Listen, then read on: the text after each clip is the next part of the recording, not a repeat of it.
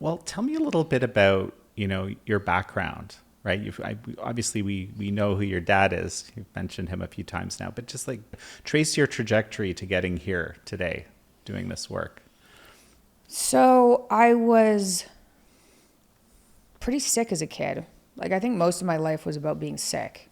And fortunately, having my dad as a dad, he didn't let me use that as an excuse. And I know a lot of people who are chronically ill, because it's horrible, end up, and no wonder, feeling sorry for themselves and kind of succumbing to it. And I get it for sure. But dad, when I was in grade 2, sat me down and said, you have reason for excuses, but you can never use this as an excuse or it's going to ruin your life. And that was when I was diagnosed with juvenile rheumatoid arthritis in grade 2. And it was in 37 joints. It was I was pretty crippled when I was a kid. And so a lot of my, I remember a lot of my childhood as kind of trying to manage being chronically ill and being crazy.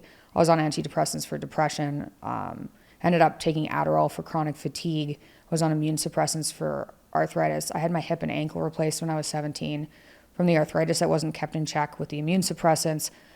And I was in rough shape. And my dad was really good at instilling a life plan. He was very big on plans. So I had a number of plans that went sideways. Like, originally I wanted to be a surgeon.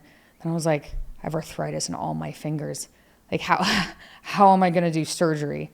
And then, I had goals. I wanted to have kids young, but I wanted to get a PhD because my dad always told me, basically the best thing you could do as a person was to go to university and get educated up to the highest degree, which was a PhD. I was like, how am I going to balance that with having kids?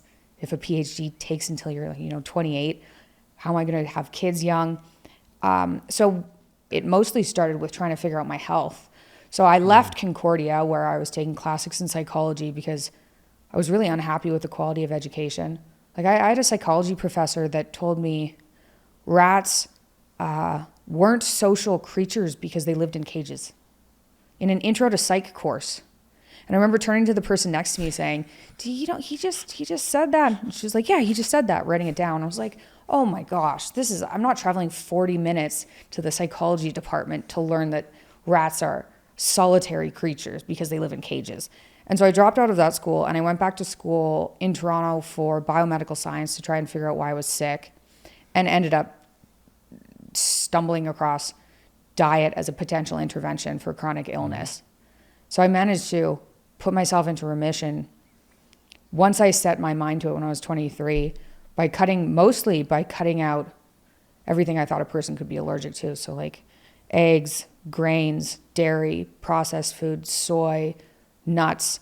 Like, I was like, what's the least I can survive on to see if this is causing my problems? And it turned out it was causing my problems. Once I managed to get off of the medications, which was really unpleasant, and put myself into remission, then things got more interesting. Then at least my life wasn't just revolving around trying to survive.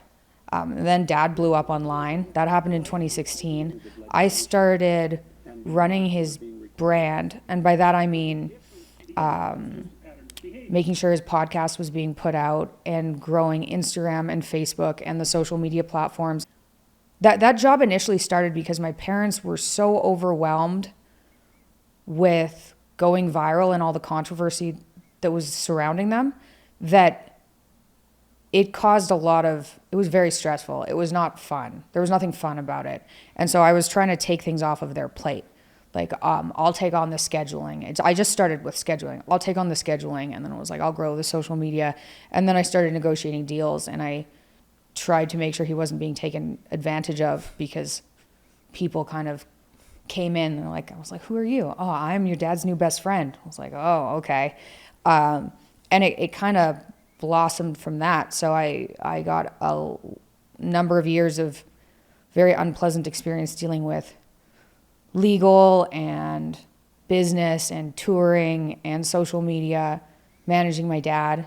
Then started my own podcast and another company, and then started working on Peterson Academy. Mm-hmm. As you're talking now, I'm thinking back to those lectures that he was doing at University of Toronto, which then were put on YouTube. And, this is actually when I first became aware of him. And, it was kind of a Peterson Academy, the beginnings of a Peterson Academy, he right? gets YouTube. He started a long time ago. Like, he was recording himself at Harvard before the age of 30, which nobody was doing that. So he has his lectures from Harvard. And then when YouTube came around, he started uploading those and then uploaded his university classes, which was really helpful when all the controversy hit, because people were trying to paint him as a right-wing fanatic. And he was like, I don't know how many thousands of hours of lecture content online. Right. Find something there. And there was nothing. So Dad gets credit for that. I built the other social medias, but he built YouTube. I mean, just give me the picture of where it is today, the academy as it lives today, and then the sort of the final stage, or at least as you're imagining it right now, as you're going to develop it. We're implementing more educational tools on the platform. So right now you can watch the courses, you can comment on the courses. There's a transcript you can follow along on. You can click on it if you want to go to an area in the lecture. So that's all fun. We're going to have note taking. So you'll be able to look at the transcript, take notes off of the transcript, link your notes to a transcript, which I thought would be useful. So that'll be rolling out. We'll have an essay feature. And all these educational tools aren't meant for everyone necessarily. Like, a lot of the people who are interested in enrolling really just want to watch the content and educate themselves. They don't want to be forced to do assignments or take notes. They just want to watch videos, which is totally fine. That's a huge portion of the people who are on there. But for people who are trying to get a certification or become accredited or get a degree, if or when we become accredited, then we'll have more educational tools for them. So we'll have essays, note taking. Like I said, our professors are going to go live. We'll be launching courses and have premiere parties. The other thing that we're working on is in-depth psychometric testing. Yeah. So that's fun. That's what I'm really excited about. Now that the platform is up, the educational tools are great. They'll be very useful for people. But psychometric testing, so that you can test your IQ and your personality and your ability to work and your conscientiousness, that's what we'll be rolling out in the future. Something that just struck me, courses that help you delay gratification for our society. I mean, if there was something that was actually effective this way, I think it would blow up like nothing else. That would be incredibly effective. That's something that Dad could speak more on. In order to increase conscientiousness, that it's tricky.